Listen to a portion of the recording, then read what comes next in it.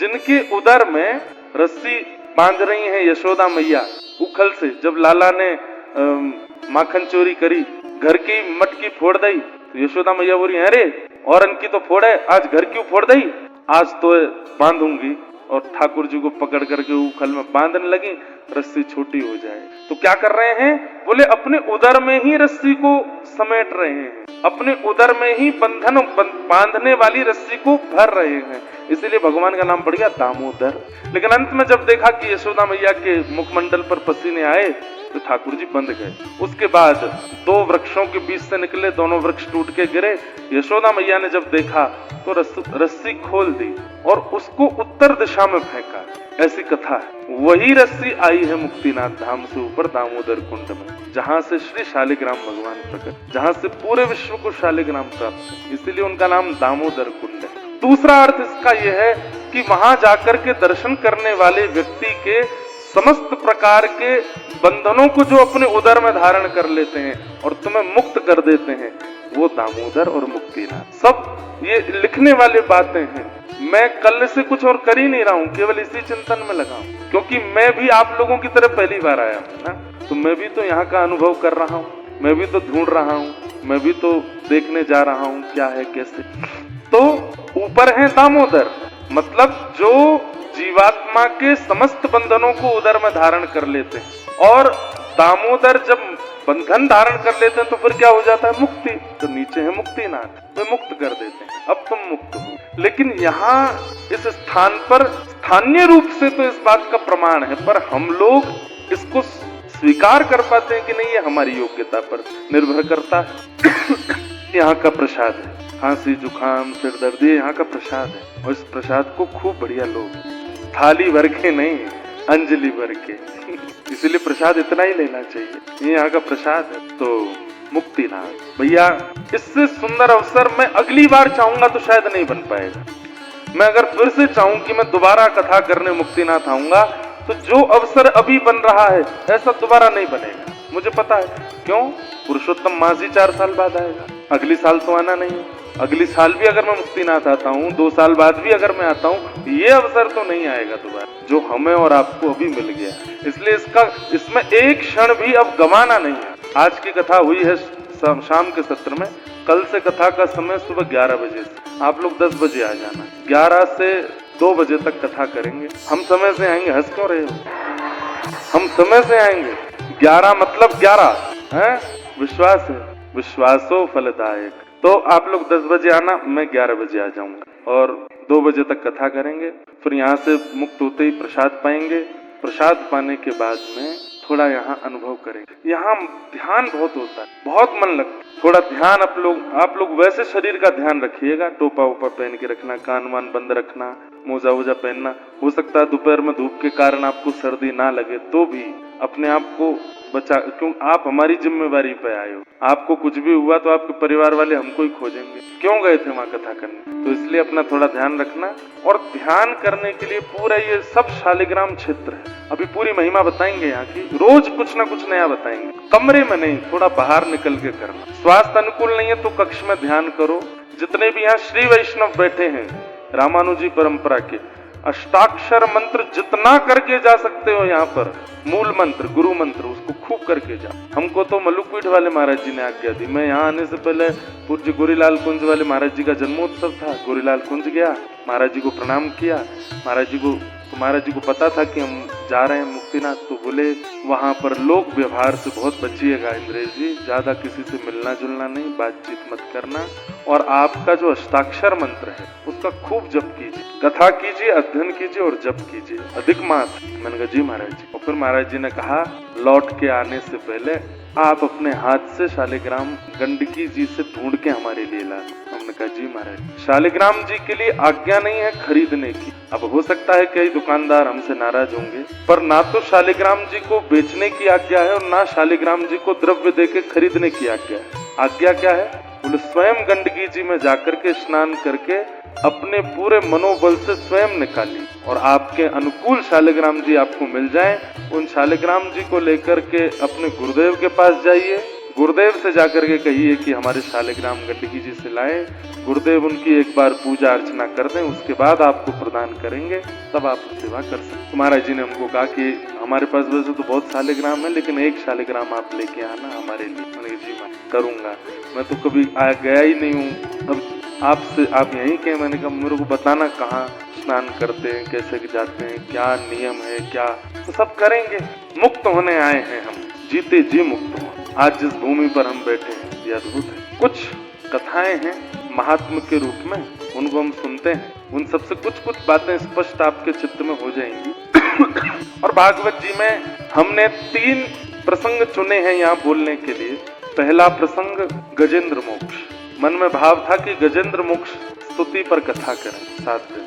दूसरा मेरा अति प्रिय प्रसंग है जो मैं बद्रीनाथ में कहता हूँ, नव योगेश्वर संबंध। राजा निमि को जो योगेश्वरों ने ज्ञान उपदेश किया, इस स्थान का नाम नेपाल है पर इसका पूर्व नाम निमिपाल है, क्योंकि निमि महाराज ने इसका पालन किया, इसलिए निमिपाल अब अपभ्रंश होके नेपाल हो। तो निमि महाराज को 9 योगेश्वरों ने जो ज्ञान उपदेश दिया वो कहने का मन है। और तीसरा गत वर्ष मैंने बद्रीनाथ में कृष्ण उद्धव संवाद था, उस पर भी मन तो है। तो आज हमने सोचा कि हम मुक्तिनाथ भगवान को नीचे से देख के पर्ची उछालेंगे यहाँ, और एक आज तो महात्मा कहेंगे, फिर कल जो भगवान आज्ञा करेंगे। और भी 1-2 प्रसंग हैं जो ठाकुर जी आज्ञा कर देंगे, फिर उस विषय पर चर्चा, थोड़ी ज्ञान परक चर्चा ज्यादा चलेगी, क्योंकि मुक्त होना है ना। मुक्त तो औषधि से हुआ जा सके। भक्ति तो रसगुल्ला है, भक्ति तो मिठास है, और मिठास लेने के अधिकारी हम तभी बनते हैं जब हम पूर्ण स्वस्थ हो जाएं। और स्वस्थ होने के लिए पहले औषधि लेनी पड़ती है। तो यहाँ औषधि युक्त कथा थोड़ी होगी, आप लोग ध्यान से सुनना, पर बहुत आनंद। निद्रा देवी को आने मत देना, क्योंकि मौसम ऐसा है और इतनी शांति, और धीमे धीमे हमारे जो गंधर्व जी हैं वो भी 4 ही आए हैं ज्यादा। हमने पहले ही कहा, मैंने कहा ध्यान वाला संगीत ही चलेगा। कथा करते करते मैं भी ध्यान मतलब असली ध्यान, निद्रा वाला नहीं आपके जैसा। तो बंधुओं, इस भूमि के बारे में पहले आप लोग थोड़ी थोड़ी बातें जो मुझे जहां जहां से समझ में आई हैं वो आप समझ लीजिए। इस पूरे क्षेत्र को मुक्तिनाथ कहते हैं। कितना बड़ा ये क्षेत्र है? तो कहते हैं 12 कोश तक, 12 कोश उत्तर पूर्व पश्चिम दक्षिण, एक कोश में 3 किलोमीटर हो, तो 12 कोश तक जितना भी है ये सब मुक्तिनाथ क्षेत्र, दामोदर कुंड से। ये संपूर्ण शालिग्राम भगवान का ही स्थान है। इसलिए हमारे भाष्यकार शेषावतार रामानुज स्वामी जी जब यहाँ आए तो उन्होंने देखा कि तो सब शालिग्राम है। अब ऐसा करना नहीं है, लेकिन उन्होंने क्या किया वो सुन लीजिए। वो चल करके नहीं आए मुक्तिनाथ, घुटने पर आए। क्यों? शालिग्राम जी पर हम चरण कैसे रख। मेरे मन में संशय आया कि हम भी तो चल रहे हैं। अच्छा, एक बात और कहूँ, कई जगह ऐसा भी प्रमाण है कि मुक्तिनाथ दर्शन करिए तुरंत जाइए, यहाँ रुकने का विधान भी नहीं। क्यों? शालिग्राम। लेकिन हम तो 7 दिन रुकने वाले हैं, तो फिर इसके पीछे क्या? तब हमने कुछ आचार्यों से पूछा तो आचार्यों ने कहा, ज्ञानी ध्यानी जो होते हैं उन लोगों को अपराध बोध होता है, पर बालक जब माँ की गोद में होता है वहीं सो जाता है, वहीं वमन कर देता है, वहीं मलमूत्र त्याग देता है। आप ये सोच करके मुक्तिनाथ में विराजो कि ये हमारी माँ है, शालिग्राम भगवान हमारी मैया है और हम उनकी गोद में बैठे। इस भाव से अगर यहाँ रहोगे तो दोष नहीं। तो रामानुजाचार्य जी तो यहाँ आए थे तो वो तो घुटने के बल चल करके आए। सोचिए कहाँ से घुटने के बल चल के आए होंगे। यहाँ जो नारायण प्रभु विराजमान है वो भी रामानुज परंपरा के ठाकुर जी, उसी भाव से सेवा होती है। दोनों भाव हैं, बौद्ध परंपरा से भी सेवा चलती है और रामानुज परंपरा से भी। हमको उसमें नहीं जाना, विवाद सब जगह ये थोड़ा थोड़ा ऐसा होता है। बद्रीनाथ में भी पहले ऐसा था कि वहां पर भी बौद्ध लोगों का ऐसा कहना था कि ये बुद्ध भगवान का, और जो बद्री विशाल भगवान थे उनको गंगा जी में प्रवाहित कर दिया था। फिर आद्य गुरु शंकराचार्य भगवान को स्वप्न हुआ, तब वे गए और जाकर के उनको गंगा जी से निकाल करके स्थापित। यहाँ पर भी ऐसा ही है। तो भीतर जो सेवा में आप लोगों ने अगर आज सुबह दर्शन किए हो, एक माता जी होंगे, वो एक विशेष समाज है यहाँ का। उस समाज की दूसरी कन्या, वो अविवाहिता होती, वो विवाह नहीं करती, आत्योपांत जीवन पर्यंत ब्रह्मचारिणी रहती, वही ठाकुर जी की सेवा करती, परंतु वो ब्राह्मण क्षत्रिय वैश्य में नहीं हो। यहाँ ठाकुर जी ने ये बता दिया कि हम सबके हैं भैया। कई लोग हम पर प्रश्न उठा लेते हैं कि आप तो केवल उनके हो, आप तो केवल उनके हो, आप तो केवल उन्हीं की सेवा। नहीं, सबकी यथा उचित, जहाँ जहाँ ठाकुर जी सबकी सेवा। जगन्नाथपुरी में रामानुजाचार्य जी गए, पंडा पुजारियों को बाहर कर दिया, बोले तुम लोग कैसे सेवा करते हो, हम करेंगे सेवा।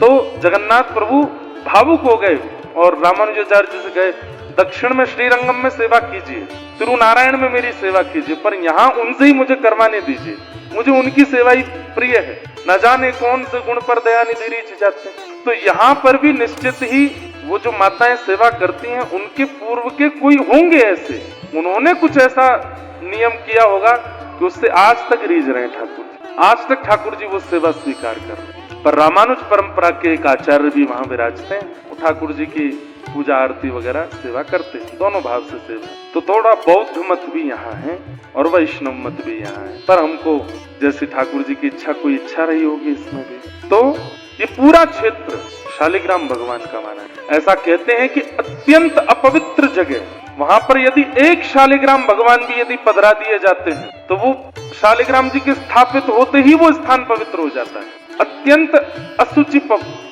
स्थान जो पवित्र नहीं है, वहां पर शालिग्राम जी विराज जाएं तो वो स्थान पवित्र हो जाता है। कहते हैं अगर किसी स्थान पर 12 शालिग्राम विराजमान हो जाएं, 12 शालिग्राम यदि कहीं पर विराजमान हो जाएं तो 4 कोस तक, यानी कि एक कोस में 3 किलोमीटर, 4 कोस तक का क्षेत्र पवित्र हो जाता है 12 शालिग्राम विराजमान होने से। और यदि कहीं 1.25 लाख शालिग्राम विराजमान हो जाएं तो कहते हैं उस पूरे क्षेत्र के कीट पतंगा चींटी आदि कोई भी प्राण त्यागते हैं, सीधे वैकुंठ को प्राप्त होते हैं। 1.25 लाख की क्या बात चले, अरबों खरबों शालिग्राम है यहाँ पर जहां हम बैठे। यहाँ आना ही बहुत बड़ी बात है। यहाँ जो आप श्वास ले रहे हैं, यहाँ जो आप शयन कर रहे हैं, यहाँ जो आप चिंतन कर रहे हैं, यहाँ जो आप खा रहे हैं, सब शालिग्राम भगवान से स्पर्श होकर प्राप्त हो रहा है।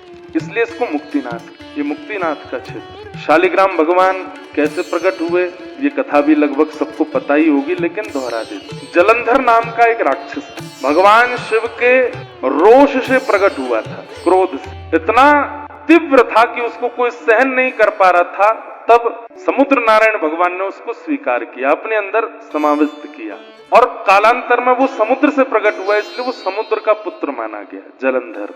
लक्ष्मी जी उसकी बहन हुई, भगवान से लक्ष्मी जी का विवाह हुआ, इसलिए जलंधर भगवान का इनडायरेक्ट वे में साला भी लगता था। लेकिन भगवान पहले ही कह चुके हैं, शिव द्रोही मम दास कहावा, सोनर सपने हूं मोह न पावा। बहुत ध्यान से सुनते रहिएगा, एक एक प्रसंग एक एक भाव। लक्ष्मी जी का भाई है, भगवान का साला है, समुद्र का पुत्र है, स्वयं महादेव के ही मस्तिष्क से प्रकट हुआ है, रोष से प्रकट हुआ है। लेकिन उसके मन में इच्छा प्रकट हो गई पार्वती जी के पातिव्रत को नष्ट करने की, और उसके लिए उसने शिव रूप धारण किया। लोग बाग भगवान पर प्रश्न उठाते हैं कि भगवान ने वृंदा के पातिव्रत धर्म को क्यों नष्ट किया। उससे पूर्व की कथा सुनना जरूरी है, क्योंकि जलंधर ने जो किया था वो पाप नहीं, वो महापाप की श्रेणी में आता है। महादेव का रूप धारण करके पार्वती जी का पातिव्रत नष्ट करने के लिए चला था। पार्वती जी कौन है? अगर महादेव से जलंधर प्रादुर्भाव हुआ तो महादेव उसके पिता हैं और पार्वती उसकी मैया है। अपनी ही माँ के प्रति ऐसी भावना रख के चला है, तो पहले तो पार्वती जी का पातिव्रत नष्ट करने चला, ये महापाप। उसके बाद वह स्त्री भी कोई और नहीं है, उन्हीं की स्वयं की मैया है, जलंधर की मां लगती है पार्वती। महा महा महा महा महापाप की श्रेणी में जलंधर पहुंच गया है। महादेव का रूप धारण करके पार्वती जी के सन्मुख गया, लेकिन पार्वती जी का सौंदर्य देख ही नहीं पाया। इतनी सुंदर पार्वती जी, वहीं मूर्छित होकर गिर पड़ा। पार्वती जी समझ गई महादेव तो नहीं है ये, मेरा सौंदर्य सब नहीं सह सकते, पर महादेव तो देवादिदेव हैं, उन पर किसी की सुंदरता का प्रभाव नहीं होता, ये कोई और ही है। मूर्छित होते ही अपने असली रूप में आया जलंधर। देवताओं ने सोच लिया कि इसने बहुत बड़ा अपराध किया है, इसको दंड मिलना चाहिए। लेकिन तभी जलंधर के जीवन में आई वृंदा, जिनका पातिव्रत ऐसा था कि कोई भी देवता जलंधर का बालमाका नहीं कर पा रहा। जलंधर महापापी, जलंधर अपने जीवन में बहुत कुछ पाप कर चुका है, लेकिन पत्नी के पातिव्रत के कवच से बच रहा था। ठाकुर जी को जब ये बात पता चली तो भगवान बोले ठीक है, ये काम हम कर सकते हैं। तब किसी ने कहा वृंदा को बहुत कष्ट होगा, वृंदा को बहुत पीड़ा होगी, तो ठाकुर जी बोले जीवन भर वृंदा को हम सुख प्रदान करने के लिए तैयार हैं, परंतु जलंधर ने जो पाप किया है उसका दंड उसको मिलना चाहिए। और बंधुओं एक बात बड़ी स्पष्ट समझ लीजिएगा, मेरी बात को अन्यथा मत लीजिएगा, बहुत ध्यान से सुनिएगा। ये जो विवाह होता है ना, विवाह के बाद कन्या के हाथ में जिस वर का हाथ दिया जाता है वो साक्षात नारायण स्वरूप है और कन्या लक्ष्मी स्वरूप है।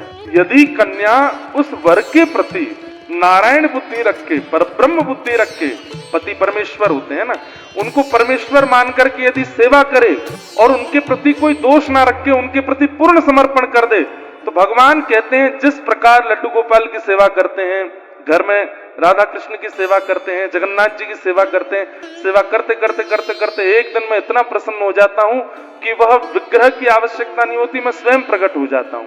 भगवान कहते हैं संसार में जितने भी पति हैं वो सब मेरे विग्रह हैं, उनके प्रति पत्नी का क्या भाव होता है मैं देखता हूं, और जब मुझे लगता है कि ये पूर्ण समर्पण से बिल्कुल त्याग में होकर के उसकी सेवा कर रही हैं, तब उस पति विग्रह को हटा के मैं आ जाता, मैं ही उसको स्वीकार कर लेता हूं। पति विग्रह है, जैसे विग्रह की घर में सेवा होती है ऐसी सेवा वेवा कर दिया करो, उसके पांव दबा दो, उसको खाना पीना खिला दो, उससे प्रेम से बात कर लो। आजकल वुमेन एम्पावरमेंट वाले इसको बहुत गलत लेते, क्यों? पति क्यों नहीं कर सकता? क्योंकि पत्नी उसको लक्ष्मी जी नहीं मिलेंगी ना, आपको ही नारायण मिलने वाले। और इस बात का प्रमाण वृंदा की कथा, वृंदा का पातिव्रत ऐसा है, जलंधर के क्या वृंदा नहीं जानती कि जलंधर ठीक नहीं जानती, फिर भी पति है मेरे, और उस पातिव्रत का पूर्ण रूपेण पालन कर रही है। देवताओं ने जाके भगवान से कहा प्रभु आप जलंधर का रूप बना करके जाएंगे, संसार आप पर प्रश्न उठाएगा।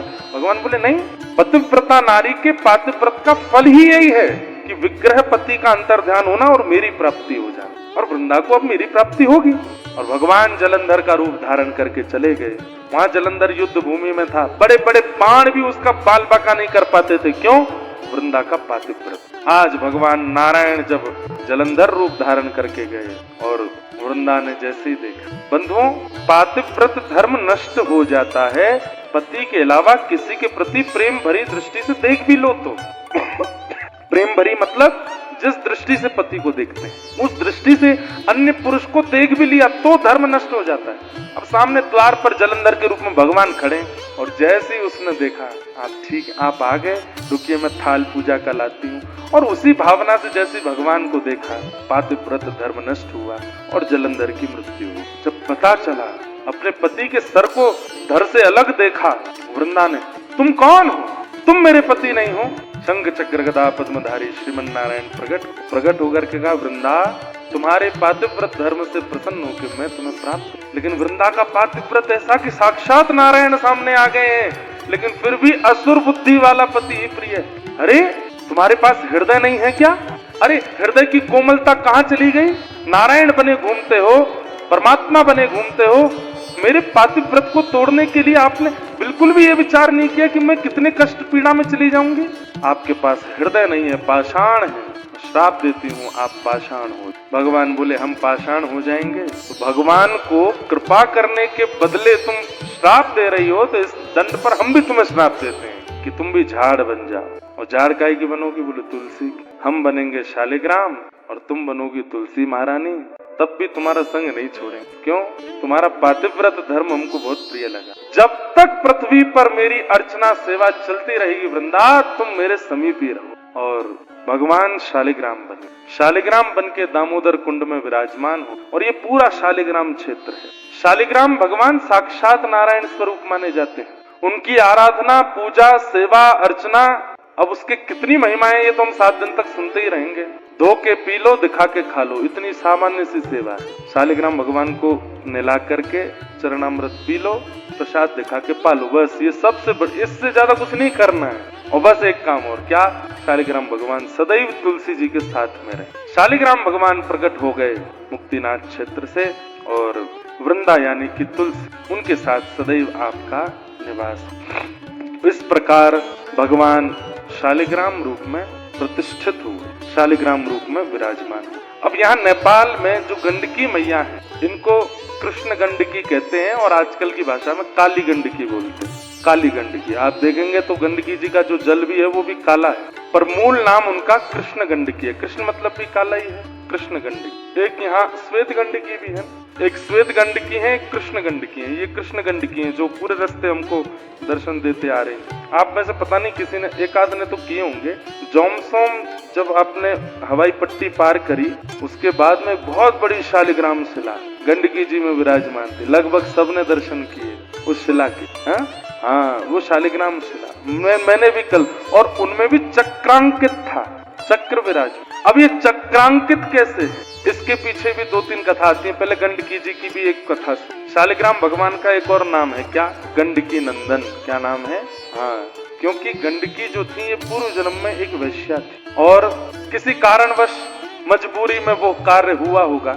लेकिन आप जब यशोदा जी का चरित्र सुनती थी, कौशल्या मैया का चरित्र सुनती थी, तो नेत्र सजल हो जाते थे। दुनिया की भावना रहती है कि वो परमात्मा मुझे प्रियतम रूप में मिले, लेकिन गंडकी जी अपने पूर्व जन्म में, मुझे नाम स्मृति में नहीं आया, कल पता चलेगा तो मैं बताऊंगा, अपने पूर्व जन्म में ठाकुर जी को यही प्रार्थना करती थी कि नाथ जय, जो सुख आपने यशोदा को दिया, जो सुख आपने कौशल्या को दिया, वो सुख मुझे भी दो, मैं भी आपको गोद में खिलाऊं। तो भगवान प्रसन्न होके प्रकट होके बोले, आपने इतनी अच्छी कामना करी है मैया, मैं वचन देता हूँ। बोले क्या? कौशल्या मैया के गर्भ से तो एक बार आए हम, देवकी मैया के गर्भ से तो एक बार आए हम, लेकिन आपकी गर्भ से हम बार बार प्रकट हुआ करें। कालांतर में हमारे रास विहार के समय, ध्यान से सुनिए, जब हम किशोरी जी के साथ रास विहार कर रहे होंगे, जब हम सिया जी के साथ रास विहार कर रहे होंगे, रास करते करते करते करते करते करते जब हमारे श्रम जल, यहाँ इसको गंडूश बोलते, वैसे कुल्ला मतलब मुंह भर के ऐसे कुल्ला करना, उसको गंडूश कहते हैं। पर इस क्षेत्र में जब पसीना आवेगा, प्रश्वेत आवेंगे, और वो जब यहाँ से गिरेंगे, गाल से नीचे जो बिंदु गिरेगा, वही आपका रूप गंड क्षेत्र से प्रकट हुई, इसलिए उनका नाम है गंडकी।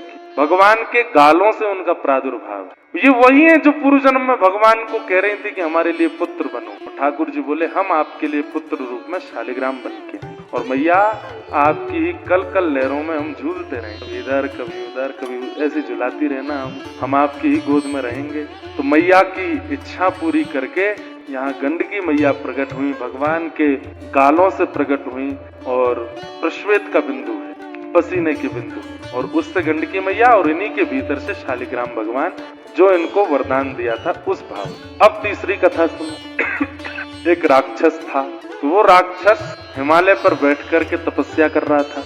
तपस्या का नियम है कि नारदो देव दर्शन से पहले नारद जी का दर्शन होता है। बहुत ध्यान से सुनिएगा। नारद जी महाराज प्रकट हो गए, नारायण नारायण नारायण, वरदान मांगो वरदान मांगो।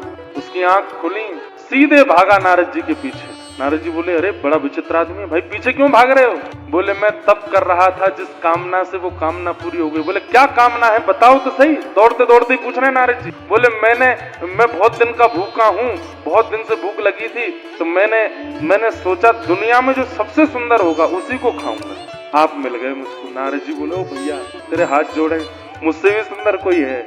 नहीं नहीं नहीं नहीं, आपसे सुंदर। अरे देखो क्या सुंदर केश हैं आप, क्या सुंदर आंख है, क्या सुंदर आपका अरे भैया तुम मेरे स्वरूप को भूल जाएगा, मैं तुझे ऐसा स्वरूप दिखाता हूँ। बोले, कौन से? लेके गए उसको बद्रिकाश्रम, और वहाँ शंख चक्र गदा पद्मधारी श्रीमन नारायण विराजमान। बोले, वो देखो। जैसे उस राक्षस ने देखा, राक्षस ने कहा, बोले, हाँ ये तो आपसे भी ज्यादा सुंदर है, मेरे तो मुंह में पानी आ गया इनको देख, अब मैं इनको खाऊंगा। जैसे ही भगवान को खाने के लिए दौड़े, भगवान बोले, रुक जा भैया, क्या कर रहे हो? बोले, मैं खाऊंगा, मैंने तपस्या की थी। पहले नारद जी बढ़िया लगे, उनसे बढ़िया आप हो, और आपसे बढ़िया दुनिया में कोई हो नहीं सकता।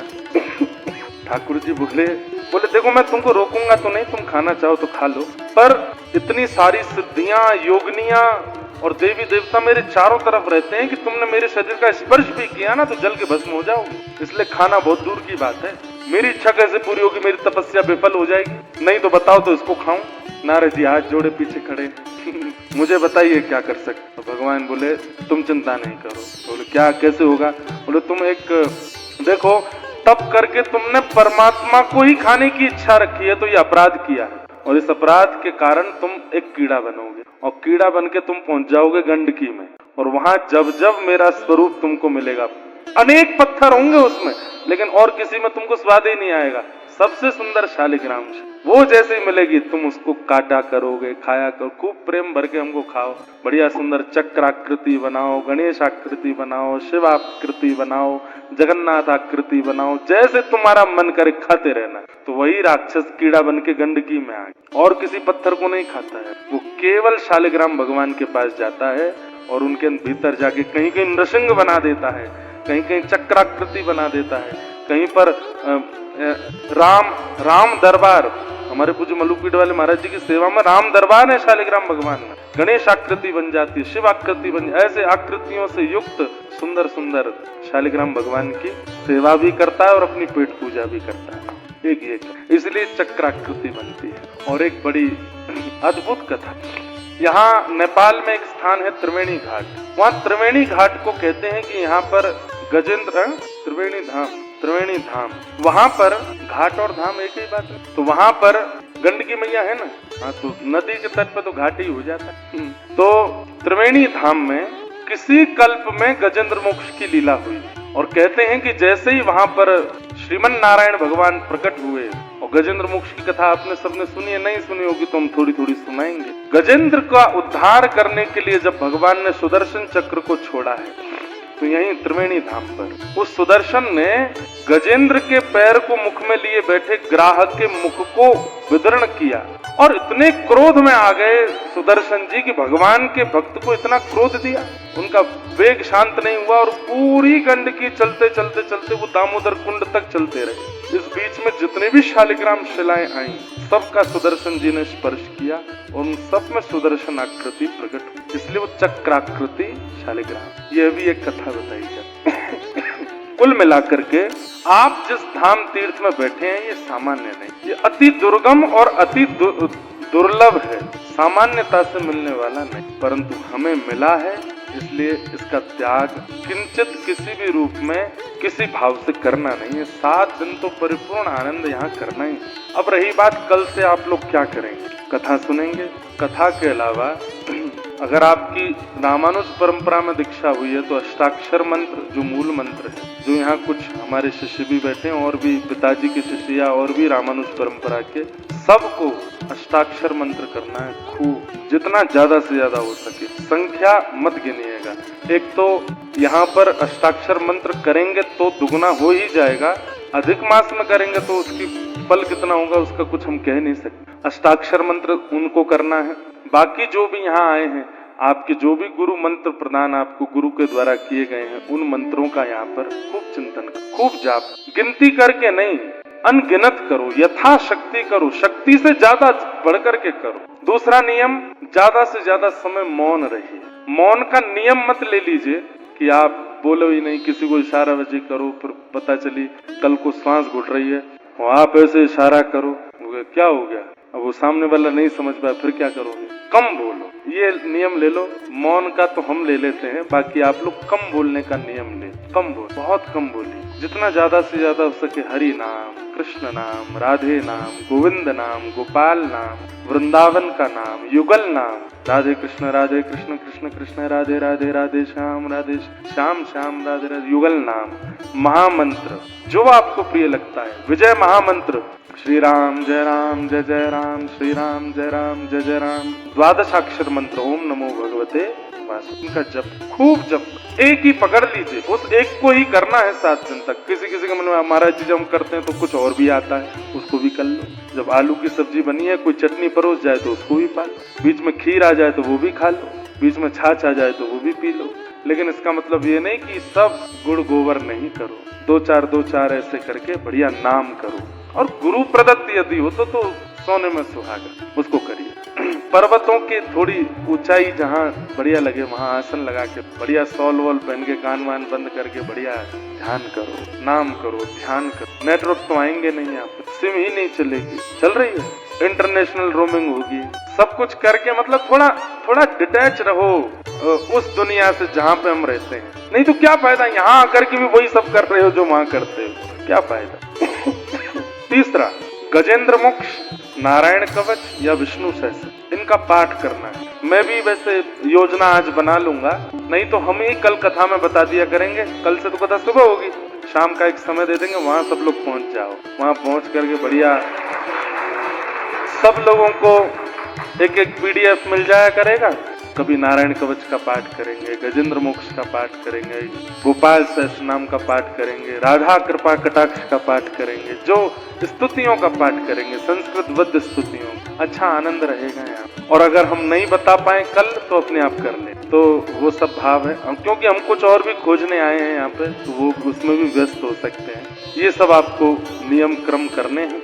और जाने से पूर्व सोच के समझ के पूछ करके भाई लोग यज्ञोपवीत धारण करके ही आप शालिग्राम जी की सेवा कर सकते। यदि यज्ञोपवीत धारण नहीं करते हैं तो शालिग्राम भगवान की सेवा का अधिकार नहीं। इसलिए जब अधिक मास पूर्ण हो जाए उसके बाद यज्ञोपवीत कराइए, उसके बाद शालिग्राम भगवान सेवा करिए।